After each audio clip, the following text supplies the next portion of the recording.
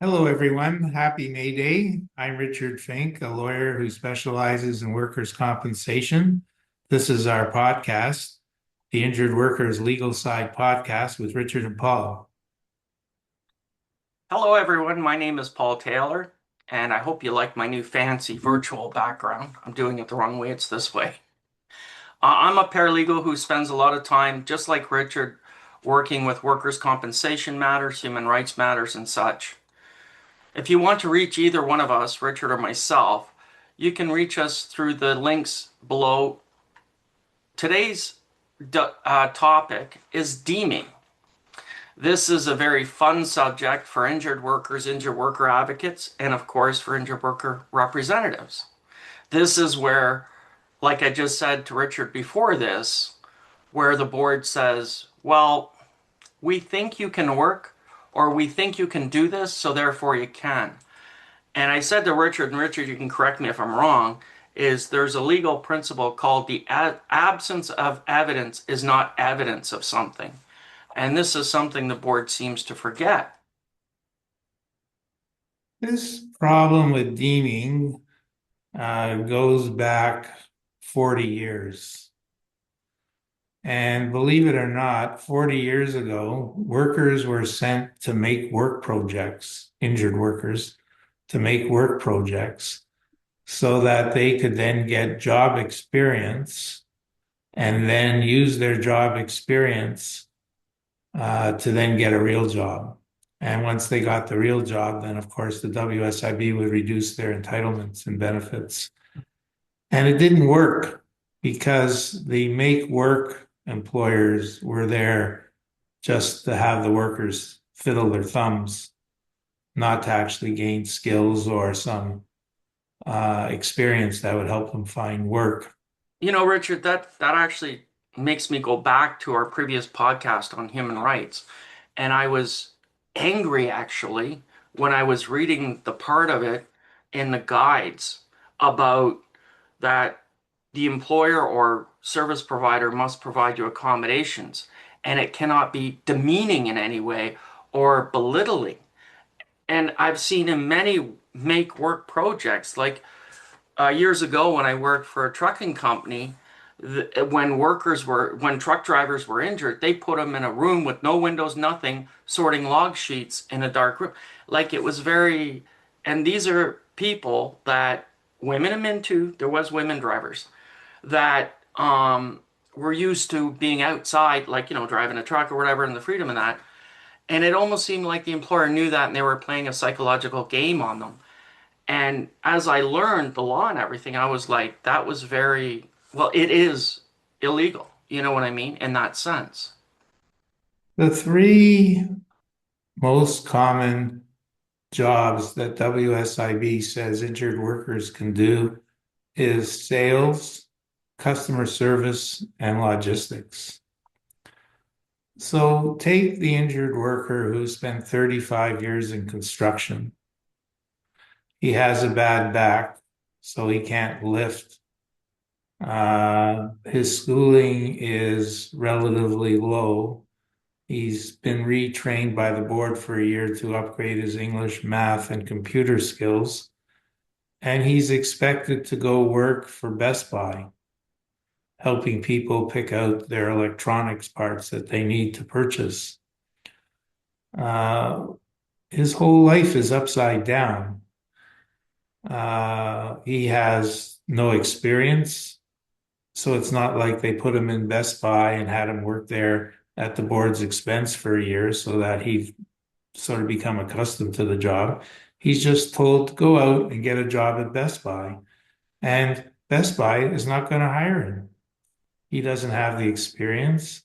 He doesn't fit the mold of someone who has some background in computers and electronics. But Plus Richard, he has wasn't to there? sit and Mhm. rest every hour. Yeah, go ahead, Paul. Sorry about that. Wasn't there the common ones I hear from in injured worker groups and advocates is the parking attendant. I love that one because in my life, and it's not as experienced as yours.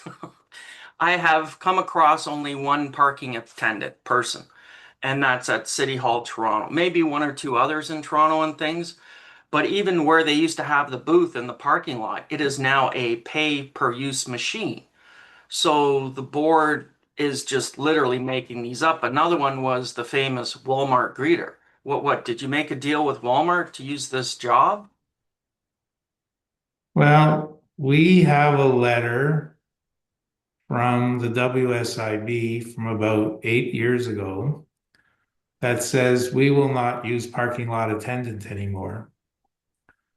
So I'd say about once a year, we come across a case where they say the worker can be a parking lot attendant, and we send them the letter.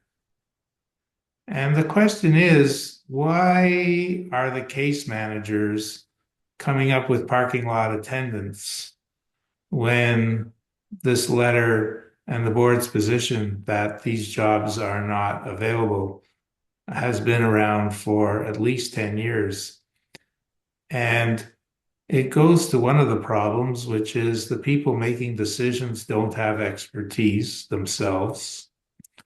Their primary goal is to make sure the worker is deemed to work somewhere so they can reduce his benefits.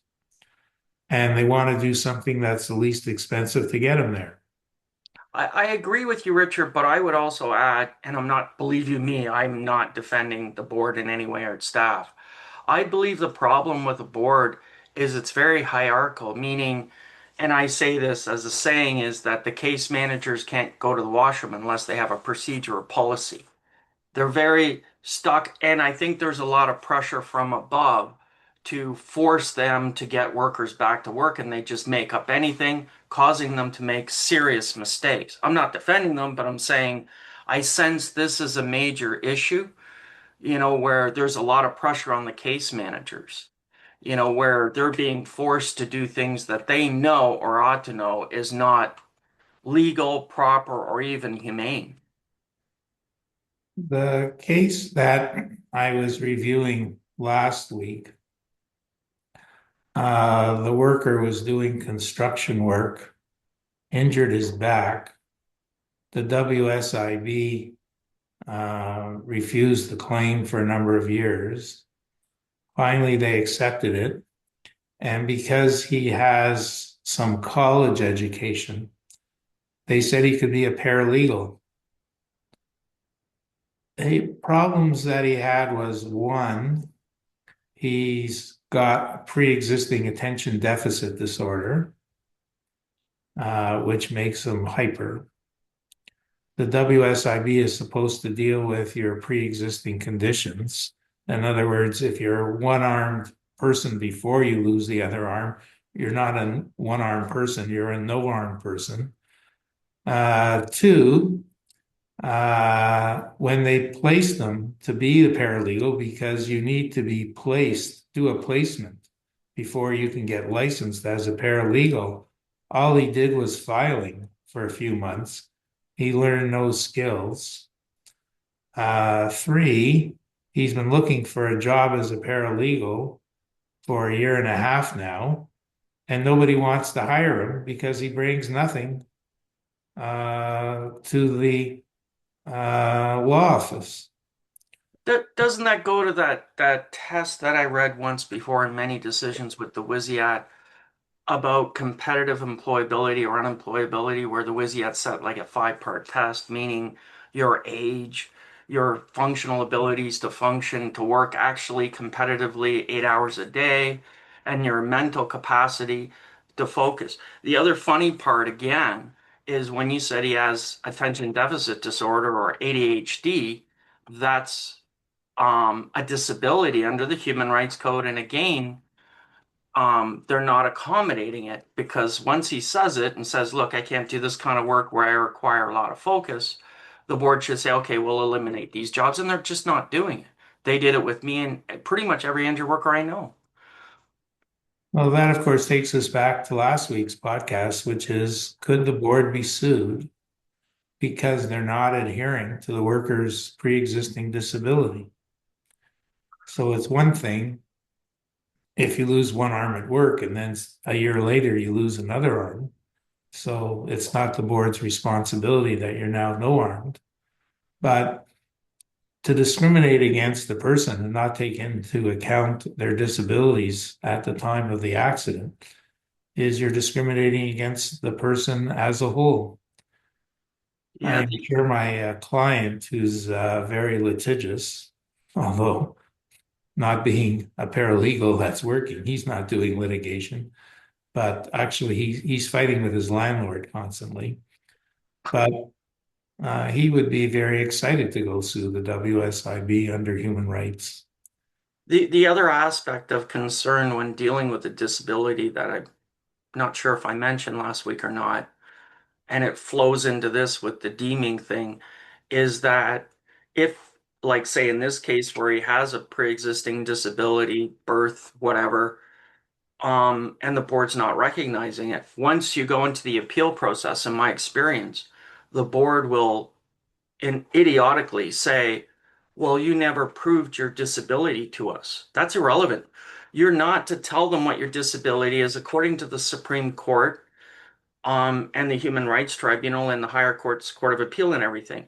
The only thing that's to be done is if you were requesting of me, Richard, would be to say, Richard, can you go speak to your doctor about your need for accommodations for your disability and bring me a note or something confirming you had a conversation? That's it. I mean, there has to be a working relationship between the person with the disability and the service provider. And the WSIB, in my experience, isn't working with them. They're like, just shut up and do it. And that's a problem. They're not accommodating. You know, They're processing them as opposed to helping them. yes, yes, yes. They're, and then when the worker raises the disability issue, then they say on appeals, the appeals officer or even the WSIAT will say, well, you didn't prove your disability, you didn't prove your accommodations. The one thing I've noticed, Richard, and getting back to the previous topic, was that the board and the tribunal are looking at it like if I accommodate your disability, I'm going to have to pay you benefits. And some ways, yes, and some ways I say no, because if you accommodate it and you don't deem the person, say you can do this job, you sit down with them and say, well, what can we find to make it work for you? And I don't think, if you talk to all injured workers, I don't think you'd find very many where, like you keep saying, Richard, why don't they just help them? They're not talking to them like human beings. And I think that's the biggest problem. Well, to cause somebody to have to look for work for 2 years, to Yeah. be living on income of $10,000 a year, which is like 30% or 35% of their old wage, and not find a job, I can't think of anything more depressing and demoralizing. And then the injured worker starts to develop psychiatric symptoms of depression and anxiety. And this is like, it's a torture. I have to be frank, as a lawyer, I tend to look at it as a puzzle.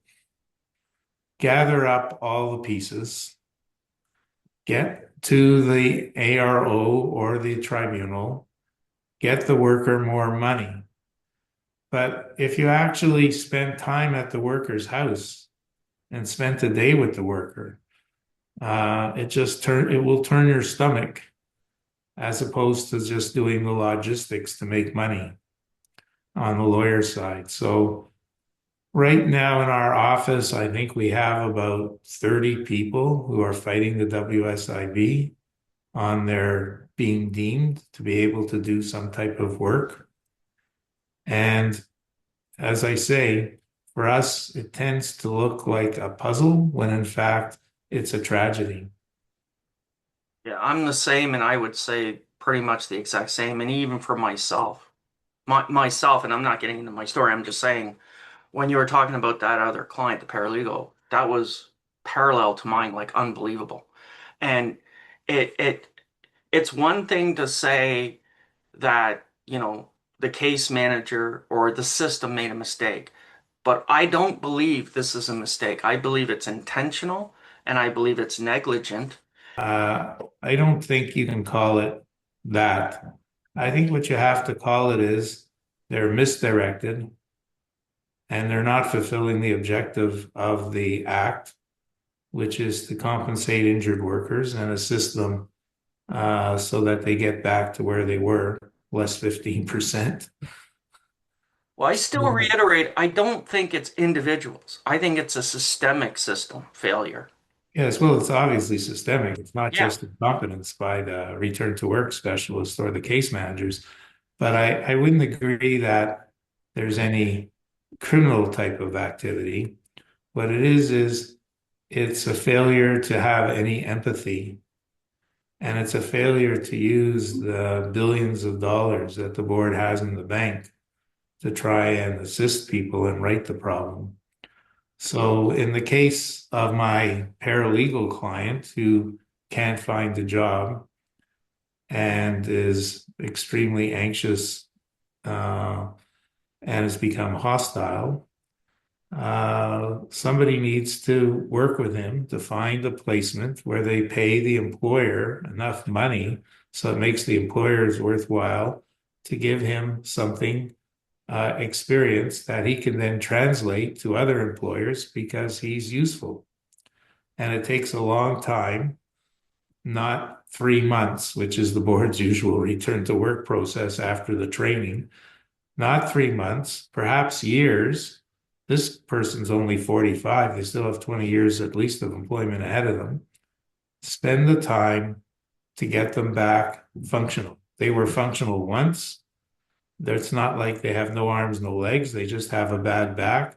Functional once, ability to pass school in the past. They need the assistance. It's expensive assistance, but they need the assistance. And the board is just turning a blind eye to it. I mean, I would agree with that.